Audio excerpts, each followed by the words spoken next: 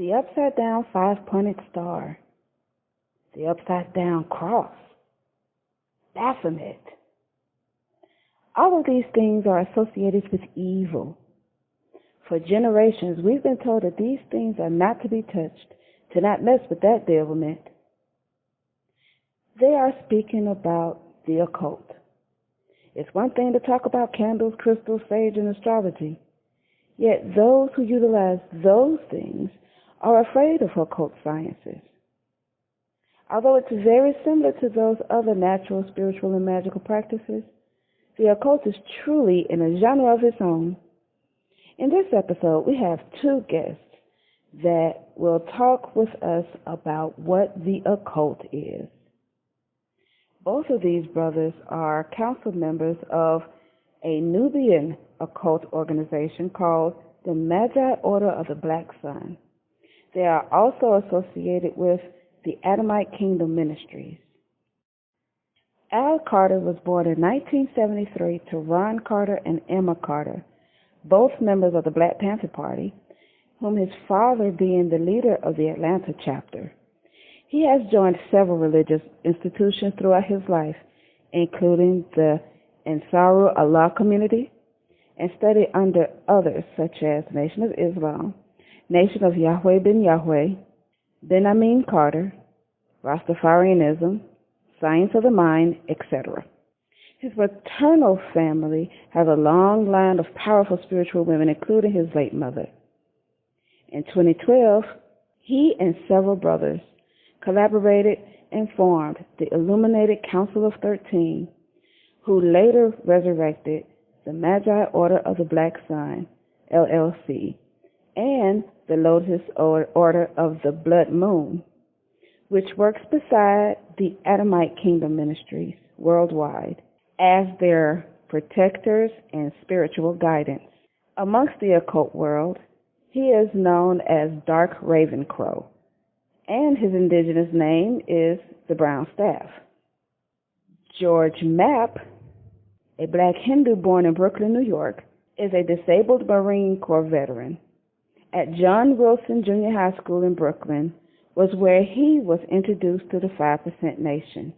From there, he was introduced to the Ansarul Allah community also, where he learned and earned 3 theology degrees. He found his way to the occult, which led him to the Magi Order of the Black Sun, where he is known as Lord Vihaan. One quirky fact about Lord Vihaan is that he has read the Bible 19 times front and back. Okay, Me Middleton listeners, join us as we chat about the occult. This man told me the cleaners, he just cleaned my clothes, Indian dude. He was having an argument with his customer. The customer was a black, loud-mouthed woman, and she said, "Give my fucking clothes, here's your fucking $10," and walked out. And he was so calm and kept doing his business. I said, "You ain't gonna call cops?" He's like, "No." He said, "That's a waste of my time. If you value your time, you won't do nothing wrong."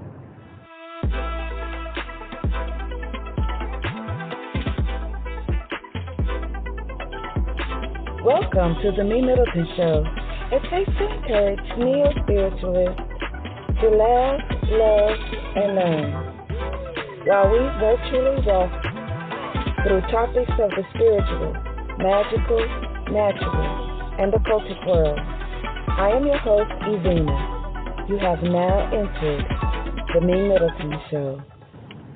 I would like to welcome you all to the Me Middleton Show, where I have two distinguished brothers, members of the Magi Order of the Black Sun. I have with me Lord Vihaan and Dark Raven Crow. And if you could introduce yourselves, we could start with Dark Raven Crow. Greetings.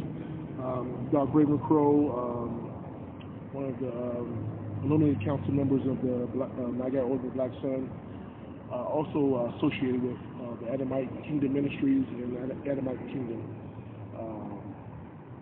You want to let Lord Vihaan jump in? Yeah. And then I'd like to introduce Lord Vihaan. Namaste. My name is Lord Vihaan. I'm also a council member of the Magi Order of the Black Sun, and also associated with the Adamite Kingdom. And We're here in downtown Atlanta in the West Side West Side. at, what's it called? What's the name of that? We're at a park in the West End. Yeah. So we're going to call it like that. We're at the park at the West End, West End enjoying the Park. outside as we talk about today's subject, the occult. Now, as you brothers know, the Me Militant Show is a podcast for the neo-spiritualists. So we got babies that's into this. They don't know who to go, where to go, who to turn to about everything magic, spiritual, natural, and occultic. I add occultic in there because it's a specific sub-subject. But a lot of people have misconceptions about the occult. So I'd like for one of you to please make clear, what is the occult? The purpose of the occult is to have misconceptions. The word occult itself, it comes from the Latin occultus, which means hidden.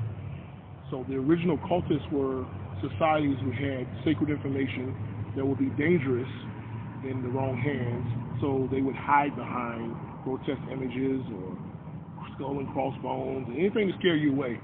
We ain't gonna mess with them people, you know what I'm saying? Because they eat people, kill people, voodoo people, they worship the devil. So if you have that type of scary imagery or doctrine that looks dark or satanic or something that is opposite of their faith, usually you leave it alone. The average Christian person is not going to go into a store that says occult because they feel they're going to go to hell or the devil, God is going to punish them or whatever. So the occult is actually a protection. The actual cultism is a protection. It's where you're trying to hide in plain sight, but hide in the darkness. Because if you're exposed, it becomes dangerous because they say you have certain information or during certain rituals or certain things that they don't agree with.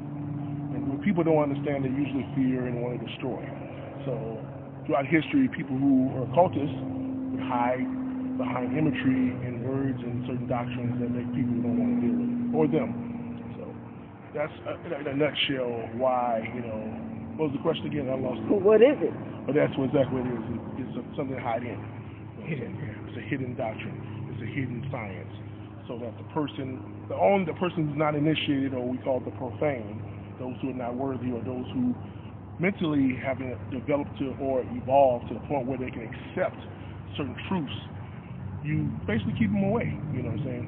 And if they have that inner light in them, it will bring them eventually to that light. You know what I'm saying? But if it's not meant for them, they'll keep going to church, they'll keep going to the mosque, they keep going to the synagogue or wherever they go. And I know we don't judge people who do that. If that's your life and it gives you meaning and fulfillment, you know what I'm saying? As the Muslims say, alhamdulillah. Well, to piggyback off of that, when you say occult, what you're actually saying is you're saying a secret doctrine, right? And the secret doctrine is the secret behind Christianity, Judaism, Islam. So you got the truth, and then you got the naked truth. Some people don't want to be naked, though. Yeah. That's scary. Sometimes people be naked, they want clothes on. Insurance, and you feel secure with some clothes on. Because with nakedness, they about see all your inner problems. So isn't like the occult, is this like harsh truths that society can't accept? I mean, on the very lightest example that I could think of, I remember being in class, and he was talking about how, like, let's say, for example, you and your female mate is at a park, and you see a butterfly. And the female is like, oh, look at the beautiful butterfly. It's so beautiful. Look at the wings and the colors. It's just so majestic. And the man said, it's a fucking bug. Fuck, I'm going to get all woo-woo about a bug for. And she's touching her pearls. Like, how can you be so mean? But was he lying?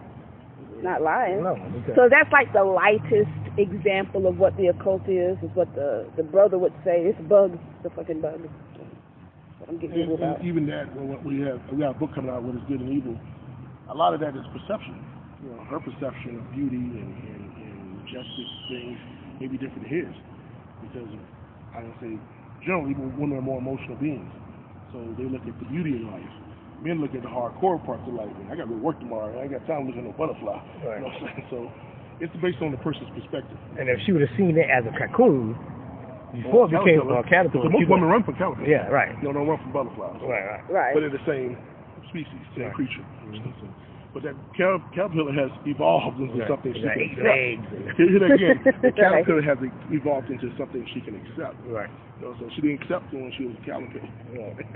Because she had all those legs. Right. The cocoon was hidden. The cult. That's the cult. And the butterfly is Christianity. After you got that occult knowledge, you know what I'm saying? You talking now, brother? You know what I'm saying? That Hindu knowledge, brother.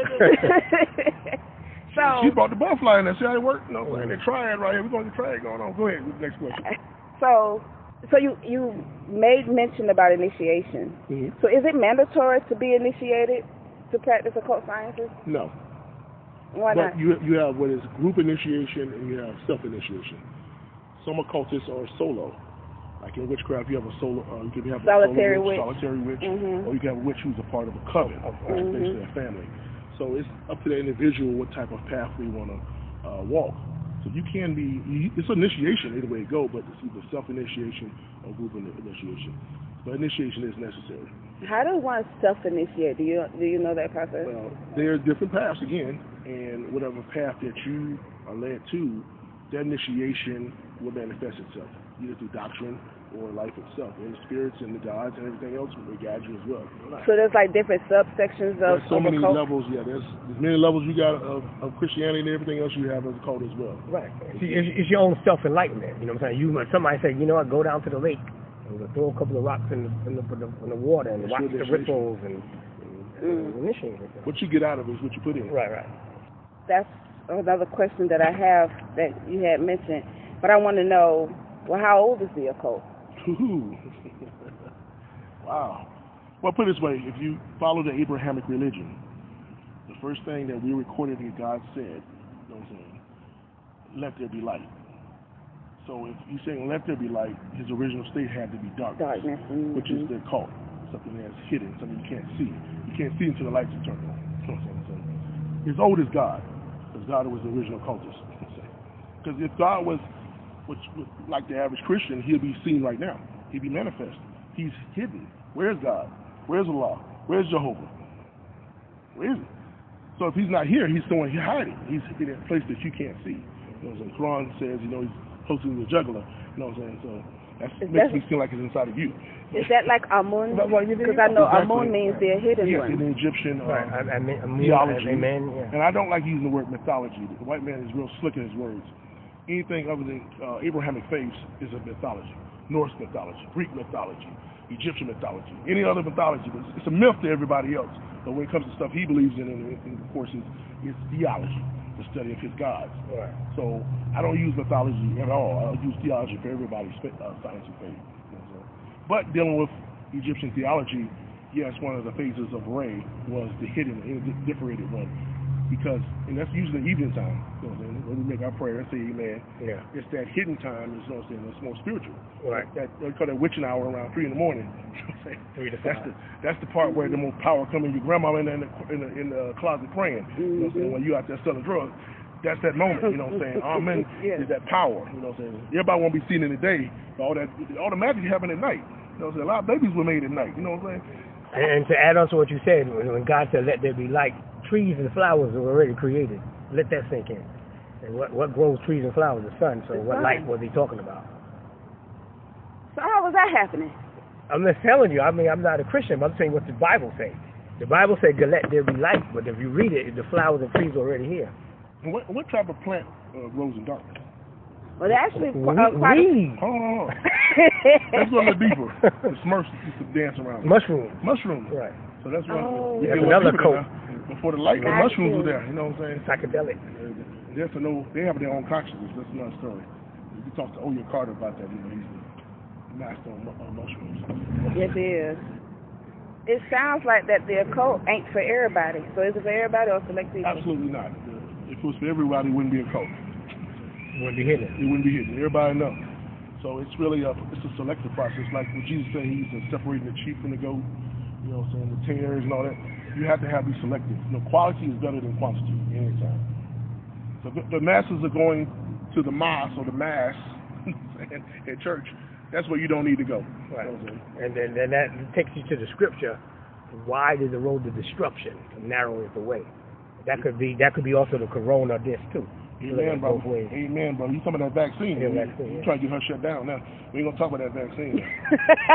I went like this. You can say vaccine. Well, and my audience gonna be like, what was it this? What was it this? I don't know. That's another show.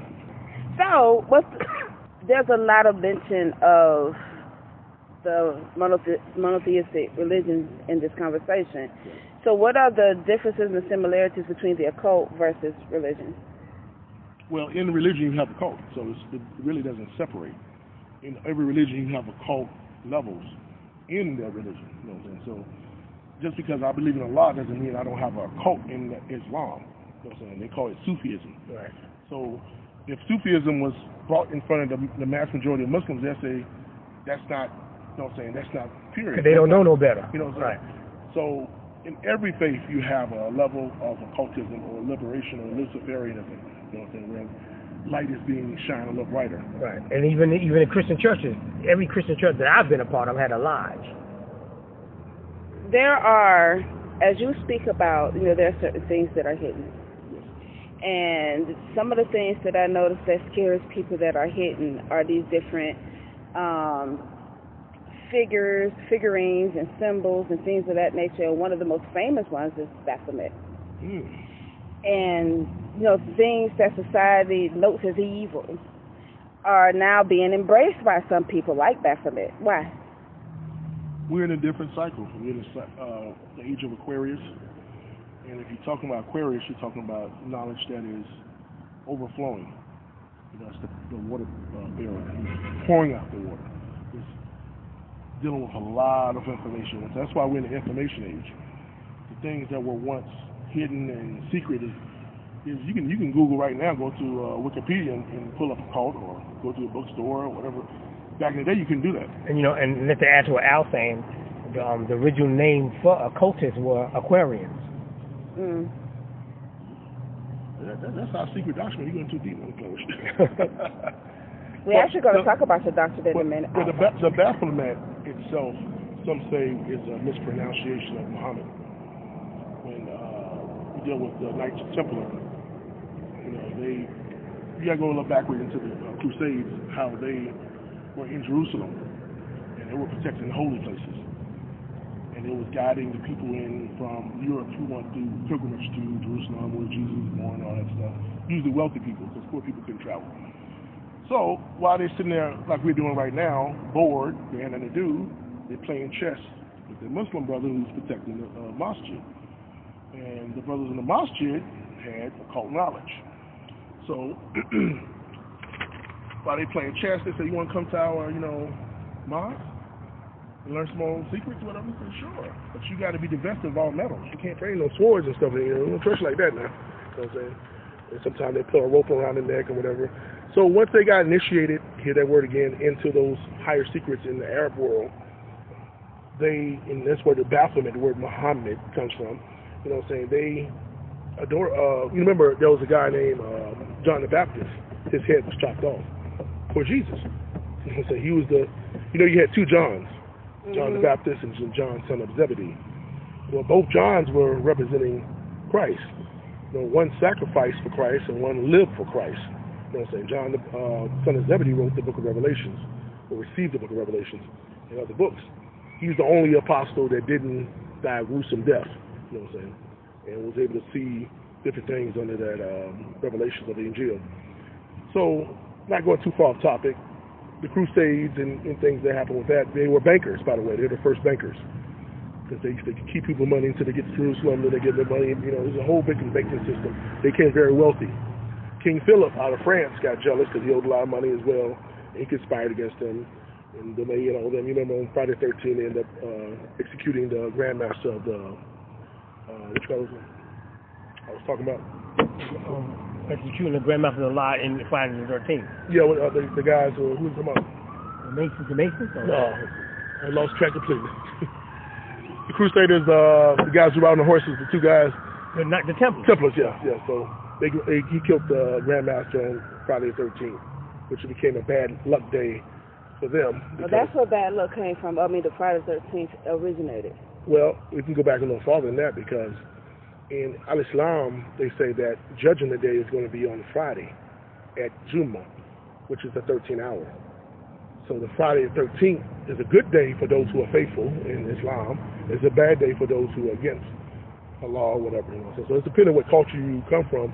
13 can be good or bad. Right. And like our teacher said, 1 and 3 makes a B, and that goes into a whole other subject. Right. But Baphomet is basically people embracing the darker things, embracing the occult sciences, because it's their time. You know what I'm saying? So, but what's so special about Baphomet that makes the other? It's duality. Because you have the male, the female, the beast, the man. It's embracing all those things that most people are scared of, which is you. People usually running from themselves. They want to lie to themselves and others. I'm this person on Facebook or whatever, or social media. But really, they ain't that person. You know what I'm saying? So they don't want people to see like you said earlier, the naked truth, the nakedness about you. You know what I'm saying? They love the clothes. You know what I'm saying? Uniform. I'm such and such. And I read this book. I read this book by Bobby Hemmett. Or Bobby Hemmett was talking about another book, and they were saying that the Baphomet is nothing but like a symbolic picture of the black man. And I say black man, I'm talking about the man that taught the Templars. Or the goatee. Most black men have goatee, especially Muslims. I think you said about in the book, the Sufi with Idris Shah. Yeah, I think that's what that's the book he was referring to. Yeah. Which I have in my collection. Okay. I'm going to check that out. You have a lot of books. You have a big library, huh? I do. Me too. Oh, you see mine. Yeah, I've seen your library. Is it as big as his? It's growing, but I don't think it's as big as his. But it's growing. I need more bookshelves. Yeah. So, Lord Vihaan, Yes. on social media, you venerate Lucifer Mm-hmm. and have a shirt that reads, I love Lucifer. Mm-hmm. Who is Lucifer to you, and why do you venerate that name? Well, a lot of people, I like wearing that shirt because it fucks with people's heads. But basically, when I have that shirt that says I love Lucifer, basically I'm saying I love knowledge, or I love information, or secret knowledge, or secret information, hence the secret doctrine. That's what that means. Lucifer, light, illuminate. So what does Vihaan mean? What does that name mean? Vihaan basically means illumination in Hindi, or Lucifer in Hindi. Okay. So, Dark Raven. He gave it to me. He gave you the name. Mm-hmm. Aww.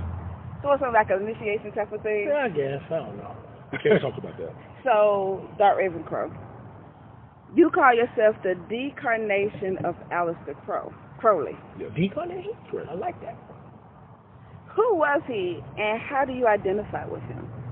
Aleister Crowley was a occultist who brought a lot of illumination to Europeans and Euro-Americans.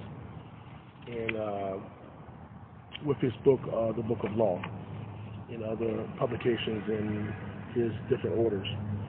At the same time, he was basically going into indigenous cultures, people of color, and getting their information and bringing it to his people. So I say I'm the decarnation of him because I'm the original and he's the copy, and I'm the decarnation of him. My name is Al Carter, AC, Aleister Crowley, same thing. Crowley, Crow, you know what I'm saying? I actually had a photo that actually, we had the exact same pose and everything. It wasn't staged, it just happened to be that way. Even the same shadow. People see it on Facebook, whatever. I'm not saying I want to associate with him specifically because he had his own dark demons with drugs and everything else. And there's nothing wrong with drugs. I don't have no problem with homosexuality. That's your business, what you want to do with your penis or vagina or mouth. That's your business. But that's not why I don't want to associate necessarily with his overall teaching. We're two different people. And I'm coming from the original, he's coming from a copy. So. And I think, white people, as they call them, should be very appreciative of Aleister Crowley because he brought a lot of them out of the dark. You know what I'm saying?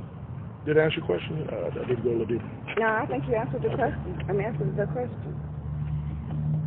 So, can you tell me a little bit more about the Magi Order of the Black Sun, and how does this organization differ from any other?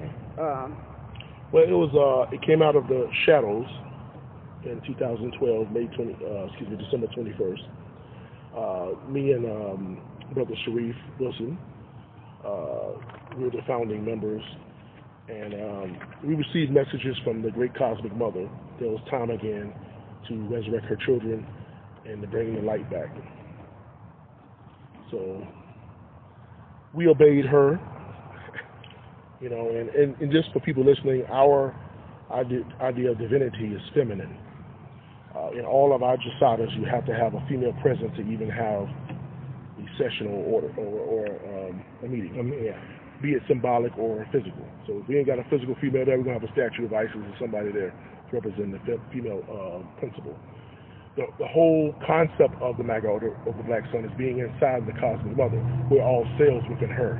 We're all part of her, in her body, in her likeness. So if we're the whole unit, if you look at your body, you have cells in your body. Noble Evans talked about it in the universe.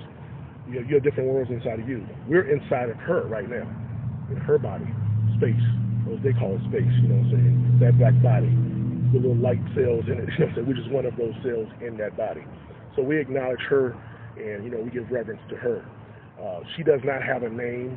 None of the original gods have names. That's insulting. You can't name a god. A god is or a goddess is too powerful for a name. A name is for mortals. So we give her reverence by just the title of saying she's a great cosmic mother. But we're not even worthy to have her name if she had one.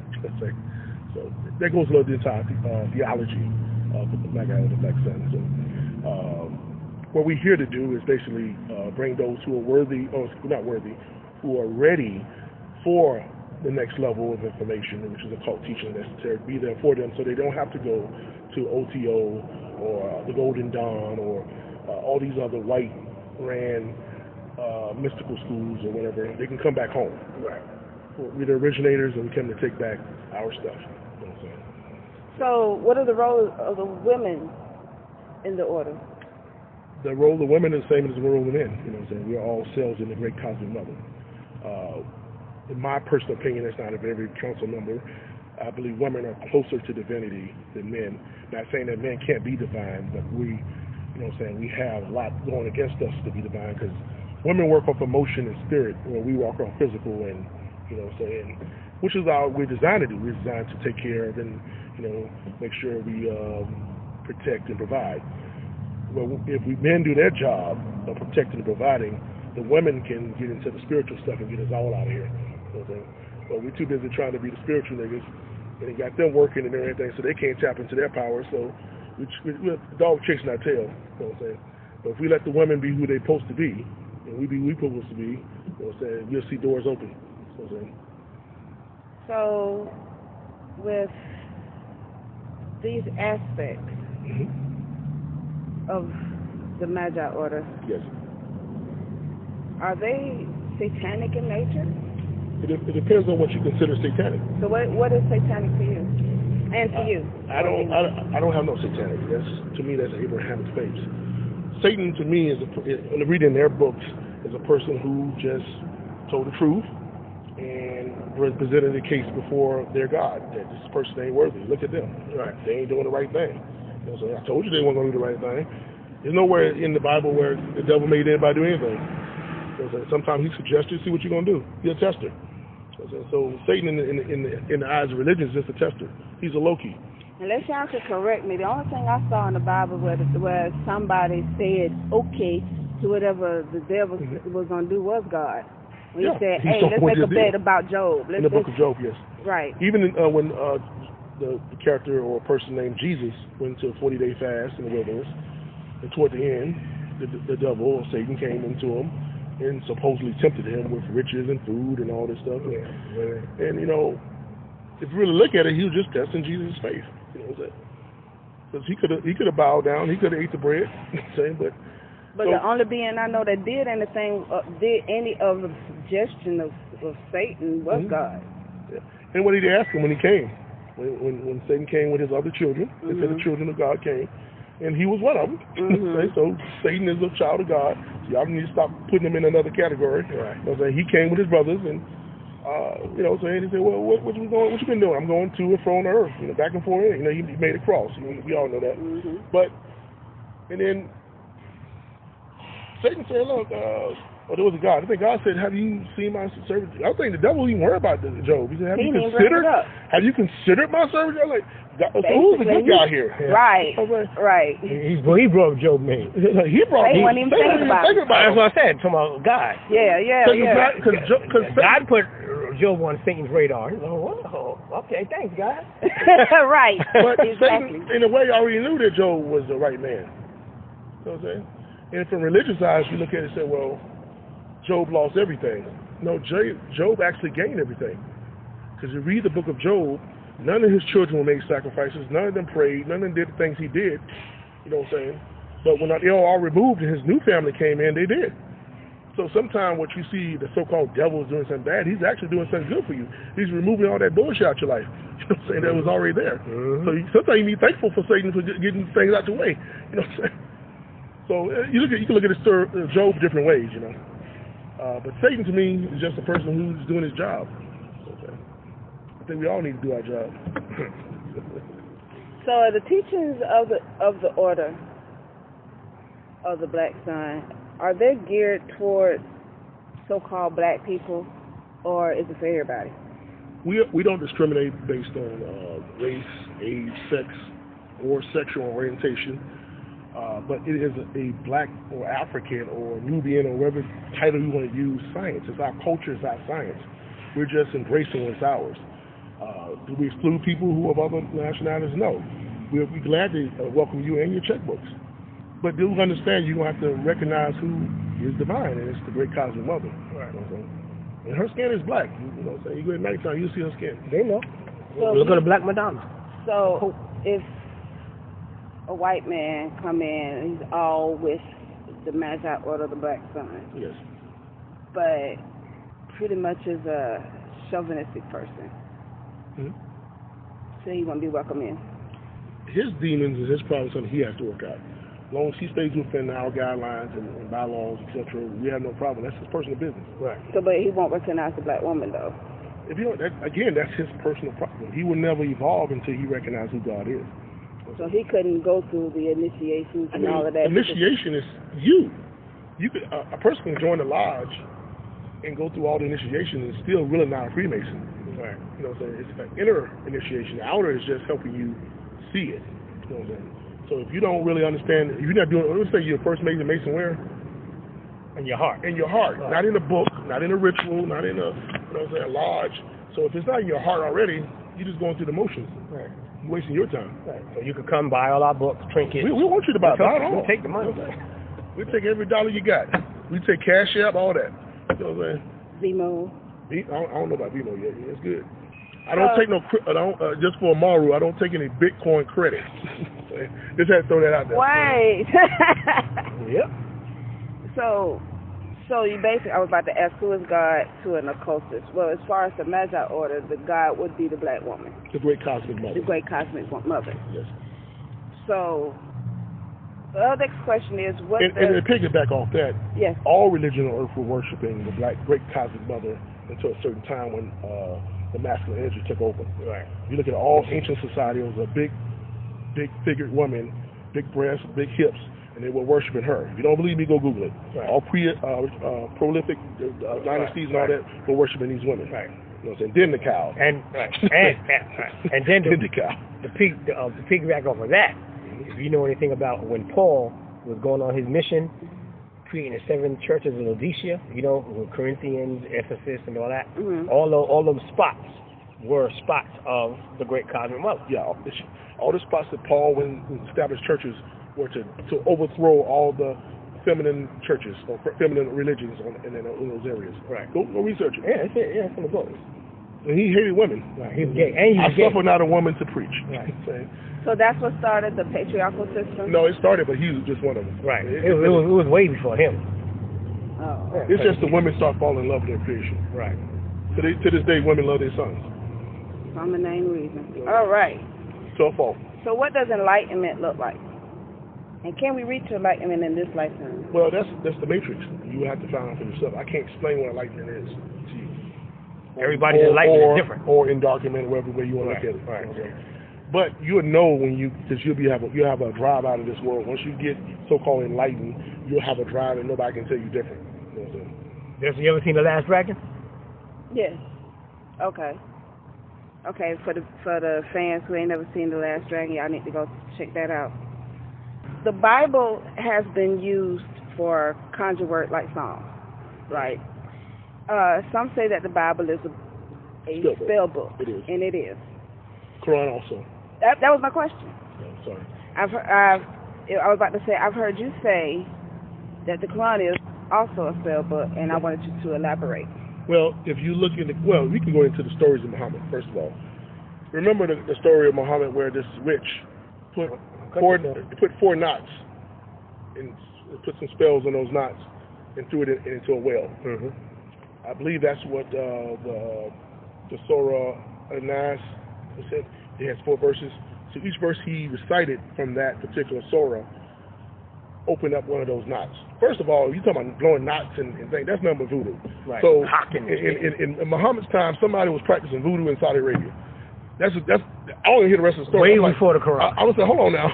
Right. So a woman in Arabia is putting knots and is putting stuff in whales. Hold on, that sounds like stuff from my family from Louisiana. That sounds like some Louisiana shit. Mm-hmm. That's some New Orleans shit. You know, so forget the Quran for a moment. Somebody was practicing voodoo on Muhammad. Where she learned that shit from? That's what I want to know. Explain. You know what I'm saying? Explain but it, Linda. As powerful as Allah is, he just didn't correct the problem. He had to put a voodoo ritual for Muhammad to follow to counter that voodoo ritual. Because if Allah is the most powerful, he could just say, that knots are already gone, Muhammad. Let's go to the next subject. You know what I'm saying? But no, Allah even participated in the rituals. Do this, Muhammad. Say these 4 verses so we can counter her spell. You know what I'm saying? So, and that goes into Christianity too. You know, when a guy came blind to Jesus, he spit into some mud and put it in his eyes and told him to wash into the sea of the river 7 times. That sounds like some damn voodoo shit to me. Jesus spit on the ground. She don't know the story. Got to go back. And neither do my fans. Okay, we babies. Well, I don't know the exact chapter and verse, but you go to the Gospels. A blind person comes to Jesus, and he want to get healed. And sometimes Jesus touched somebody that's over with, but no, he took some spit and took some dirt and made mud and put it into his eyes and told him to go to the river and bathe 7 times. That's not some shit you get at a botanical, some of the botanical shops. Right.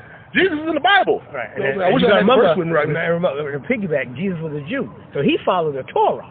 So where did he learn that shit from? Explain. Explain yourself. Where he gets mud and spit. Your audience can look up John, the Gospel according to John 9:6. It says, and when he had thus spoken, he spat on the ground and made clay of the spittle. He anointed the eyes of the blind man with the clay. Why did Jesus didn't take olive oil? Why didn't he take some frankincense? Right. Why didn't he take, the blood of the lamb? Yeah. You know what I'm saying? He took spit and made mud and rubbed it in his eyes. And even with oil and sage and all that, that's still witchcraft. But then I said people are more acceptable with that, Right. Oh yeah. Because that's what's in the Bible. Yeah. Spit and mud ain't in the Bible. Well, it is. It's in the Bible. But the average audience, John 9:6. Ask your pastor, why did Jesus spit in some mud? And during COVID time, and we don't try that right now. Right. Instead of using the 3 gifts that was given to him from the wise men. Right. Why do you use frankincense, some myrrh? Explain. And that was a test, by the way. That was a test. You so silly. That was a test for his parents, the wise men, the Magi, order of the black son. We came to Joseph and Mary and said, are you going to take the gold or the frankincense and myrrh? They took all of them. They said, these motherfuckers can't make decisions. Because the gold was the wealth, and the frankincense and the myrrh was the wisdom of the temples, of the spirituality. Right. You know what I'm saying? So they were trying to see which one are you going to take. They took all of them and said, this motherfucker. I tell you, Joseph, we're going to go into your consciousness and tell you to go to Egypt and learn amongst those people, because y'all some dumbasses out here in Bethlehem or wherever y'all at. You know what I'm saying? You can't make no decisions. The project. You know what I'm saying? Out down in Brooklyn. You know what I'm saying? Is it Brooklyn Project? No, but I'm not from New York. There's a whole bunch of projects in Bronx. Brooklyn. What are the projects? All over. Okay. Well, the project said in your city. That's what Joseph and them from. You know what I'm saying? Is there anything y'all would love to add that the audience would see? Well, we're preparing some, we're acquiring some properties soon, and we're going to start having ceremonies and classes and everything, workshops and everything there. So we'll keep the sister abreast so she can get y'all informed if y'all interested. You can look up George Map on Facebook, or, and then you can look up the actual order of Magi or the Black Sun on Facebook as well. I'm Al Carter. There's a lot of Al Carter. And I got a Lord Vihaan page too on Facebook. You can look that up too. Awesome. And the sister, she'll get you in the right direction if you're interested. But we are on a whole nother level of spiritual science, and we only want to deal with people who are serious and really want to make a change on this planet. because we got a lot of problems going on, like that stinky ass trash behind you. You know, that we need to clean. But there's a lot of things in this world. I remember the Ansar Creed. Remember back in the day? I don't remember. Y'all don't remember Ansar Creed? No. The clean up the filth made by the Western world and there's non-Semitic fools. No, I didn't know that. I never heard Creed. that. I'll look it up later. I probably got it on my book. Yeah. But basically, we're here to help the planet. You know what I'm saying? We need some shit people who are really, especially women. Now, I'm not saying women so I can have sex with y'all and, you know, be pimping. I'm not into polygamy. That'd be the first thing they be on. I'm not into polygamy. I got me a wife. I'm straight. You know what I'm saying? If y'all into polygamy, that's your thing. I'm against the person. I don't think it works for our women in this country. And the men are not. We have a master monogamy, but everybody want to be a polygamist. But that's another story. So I really want the women to come in, and we have a sisterhood as well called Lotus Order of the Blood Moon. And y'all, we're not involved with that. You know, y'all do your thing. But if you have any questions, don't say we'll do. Is there a website? Not yet. Look for the Magi Order of the Black Sun website. Again, you can find us on Facebook, and we got the page and the group also. If you can hit the sister up if you want to join our study group, she'll invite you in. But we're only looking for serious people. You know what I'm saying? I know people just trying to dabble in this because you go down the rabbit hole, you're going to see a lot of things. You're going to face your own demons. And sometimes, you know, the cult is meant to be scary. You got to face that part of you. And once you come on the other side, you'll be a free person. I consider myself a liberating Luciferian. And Luciferianism has nothing to do with necessarily the biblical Lucifer. It has nothing to do with what the Lucifer means. It means a light bearer, a light bringer, a person who's bringing light. That goes back to Genesis. God, he was the first Luciferian. He said, "Let there be light." So God brought light. So he's the first Lucifer. Right. You know what I'm saying? And if you really want to check it out the TV show Lucifer. It's pretty deep science in that. Yeah. But I want to add to that, there are some anthropomorphic Luciferians. You know what I mean by that? Break that down. Well, there are some Luciferians who don't agree with what he just said. They believe in Lucifer being an actual being. The actual physical person. So they're actually personally. That's like another religion. That right. I'm about to say that's like Christianity on the dark side. On the other side, right. It's the other side of the same wing on the same religion. Right. On the same coin. So, well, any other questions? I can go all night, but I know you got to go back to what you got to do. I want to thank the both of you. Is there anything you'd like to add, Vihaan? I'd like to thank the both of you for your time, coming out, meeting with me, enjoying this dark weather. It's the middle of the day, but it's dark weather. I guess they said that, y'all want to talk about some darkness, let me help y'all out with the ambiance. And it's 7 o'clock. But it's summertime. It don't get dark until like 9. So, but again, I like nice out here. It is really nice out here. I'm glad we came out here. But ants, they liking my thighs. But Lord Vihaan, yes. Dark Raven Crow, thank you both for coming out and being interviewed and helping teaching on the Me Middleton show. Thank you. We're happy to be here. Thank you. Did you enjoy? Ooh, I hope you did. Did you learn anything? I hope you gained a great wealth of information. Did this episode leave you with questions? I hope you got plenty of those too. Send your questions to memiddleton@gmail.com. You never know, your question just might be the next topic on the Me Middleton Show.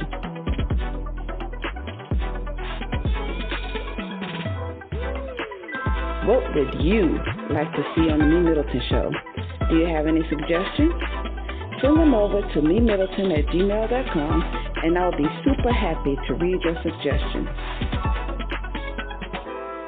If you're listening in on Podbean, Spotify, Google Podcasts, or any other platform, please leave a comment.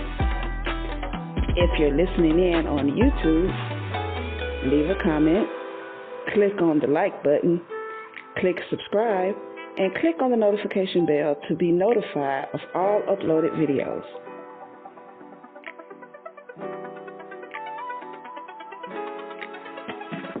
Check out my website at www.helpedbyevena.com. That's HELPBYEVENAH.com. View merchandise, get a consultation, and listen to all episodes of The Me Middleton Show. And remember, proper prior planning practically promotes persistent productivity and proud, pristine performances. Now, go practice your craft and perform. Until next time.